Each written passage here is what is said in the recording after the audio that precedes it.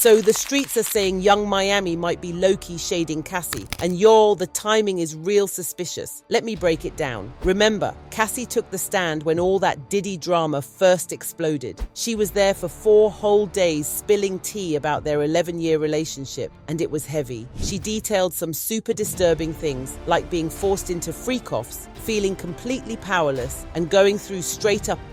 It was heartbreaking. Now, fast forward to Young Miami, who used to be Diddy's main squeeze before all this hit the fan. A fan dropped a shady comment under one of her videos, saying something like, "Yes, Queen, let the world know you're living your best life and not out here playing victim on the stand. We love you." Irony isn't dead now, is it? But guess who liked this little comment? Yup, Young Miami. Folks were calling her corny for co-signing a comment that low-key takes shots at Cassie and other victims. People started tossing all kinds of accusations after that. Some think that she was deep in with Diddy and that he was in control of her pretty much every move. Others came to her defense with comments like, "Young Miami ain't got nothing to do with those freak-offs. Diddy ain't forced her to do anything. She was living large, getting gifts, going on shopping sprees. That was her choice." So here's the thing. Miami's name hasn't been brought up in any of the serious accusations. From what people are saying, Diddy treated her very differently, like queen treatment, gave her a podcast, kept her laced, helped her level up. And if that's the experience she had, it's possible she just doesn't rock with Cassie now that all of this came out and blew up her fairy tale situation. But still, even if that wasn't her experience, shouldn't she have a lil compassion for the people who did go through it? Especially when so many people, even folks who worked with Diddy and liked him, said under oath that he's just not a good person. That's not a coincidence. That's a pattern. But where is Young Miami right now, and what has she been up to since Diddy's trial started? So since Diddy got arrested back in September 2024, Young Miami's been doing what a lot of folks didn't expect, falling all the way back and keeping it cute. No interviews shading him, no emotional posts, no cryptic captions. Sis has been moving like she's on silent mode. And that's what's got people talking, especially with all the little shady moments, like her liking that comment about Cassie playing victim. Now let's connect the dots. Since the arrest, Miami's been laser focused on her own bag, performing at shows, teasing new music, and pushing her Caresha Please podcast like her rent depends on it. But even with all that, people been pressing her for a comment on Diddy, and she's giving nothing. Radio silence. Just a whole lot of, "That's not my experience."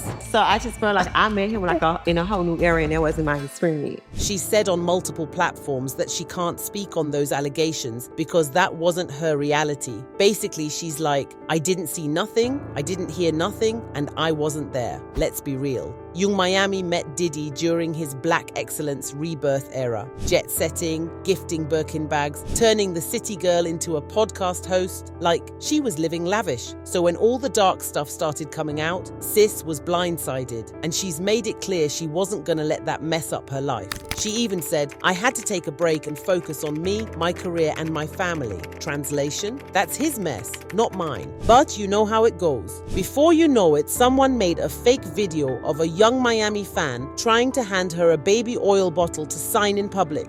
Amy, would you sign this?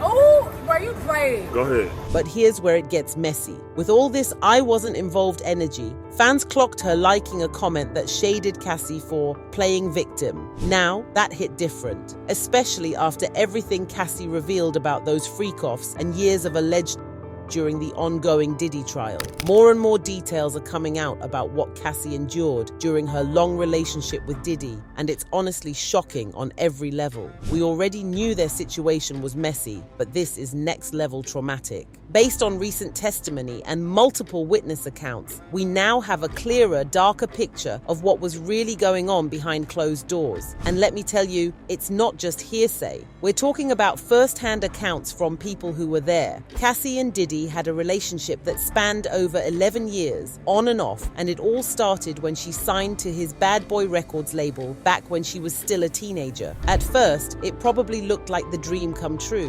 She's young, beautiful, dating a powerful music mogul. But behind the scenes, things allegedly turned dark pretty quickly. Cassie testified that over time, Diddy became extremely controlling, manipulative, and physically.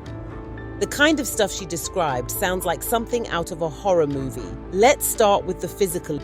Cassie said Diddy didn't just get angry, he got violent. She claims he punched her, kicked her, and even dragged her. And this wasn't just once or twice. It happened repeatedly. Her former stylist, Deontay Nash, recalled a particularly terrifying incident where Diddy attacked Cassie in her own Los Angeles home. He allegedly pulled her hair, hit her, and injured her so badly she needed stitches. That's not speculation. That's someone who was in the room, and it gets worse, because other witnesses also saw it. Former Danity Kane member Dawn Richard backed Cassie up, saying she too saw physical violence firsthand. Now let's talk about the part that has everyone gasping, the freak-offs. Cassie says Diddy would force her into these drug-fueled sessions with male escorts while he sat back and watched. According to her, these sessions happened hundreds of times. She felt she had no choice but to go along with it and said she used ketamine just to dissociate and survive it. That's the kind of trauma you don't just bounce back from. That's deep psychological damage. And Diddy didn't stop at physical and he was also out here playing mind games. Cassie says he threatened to leak explicit videos of her, used derogatory language, and blackmailed her to keep her silent. This man had full control: physical, emotional, financial, everything. And let's not forget the medical consequences. Cassie said she was so frequently injured that doctors had to keep prescribing her antibiotics, and eventually they stopped working. That's how constant the trauma was. And emotionally, she says she felt shame, guilt, and just wanted her life back. That's part of why she settled that civil lawsuit with Diddy for $20 million just one day after filing it. She said she did it so she could start rebuilding. Now there are other witnesses who also stepped in to support Cassie. Let's start with Kerry Morgan, Cassie's former best friend. Kerry said she personally witnessed Diddy Cassie more than once. One time was at a Hollywood Hills home. She saw Diddy hit Cassie, plain and simple. Another time, in Jamaica, Kerry said Diddy dragged Cassie by her hair down a hallway while she screamed. She was there after the infamous hotel incident in 2016, the one where Diddy was seen on surveillance footage going off in the hallway. Kerry said she was at Cassie's apartment afterwards when Diddy allegedly showed up banging on the door with a hammer. Police were called, but Cassie didn't cooperate. But here's the kicker. Kerry says Diddy didn't just Cassie. He choked Kerry too. In 2018, Diddy accused Cassie of cheating, barged into her home, and during the fight, he turned on Kerry and allegedly put his hands around her neck. After that, Kerry said she was done with Cassie and the whole situation. But guess what? Diddy allegedly paid Kerry $30,000 to stay silent under a confidentiality agreement after she threatened to sue. Then we've got Brianna Bangalan, a friend and business partner of Cassie. This story is chilling. Brianna testified that while she was sleeping over at Cassie's apartment in 2016, Diddy held her over a 17-story balcony. That sounds like attempted murder and something you could hear about Suge Knight doing back in the day. She described the fear and panic she felt during that moment in court. Brianna also admitted that she and Cassie took stuff together. Molly White, the works. The defense tried to use that to question her credibility, but her story about that balcony, too detailed to ignore. And finally, there's Daniel Phillip, a male escort who says he was hired for those freak-offs. According to him, he was paid to sleep with Cassie while Diddy watched. He said he saw Diddy throw a bottle at her, drag her by her hair, and beat her while she screamed. And the reason he didn't step in? He said he was scared because of who Diddy is. That level of power. It silenced even the people hired to be there. So yeah, it's a lot and it's heavy. And if even half of these allegations are true, we're looking at a pattern of predatory, violent behavior that went on for over a decade, hidden behind the glitz and glam of fame. At the end of the day, we gotta ask the uncomfortable question. Is Young Miami shading the victims to protect her own image? Or is this just bitterness because Cassie's lawsuit ruined the billionaire boo thing she had going on? Let's not act like Young Miami wasn't living the dream.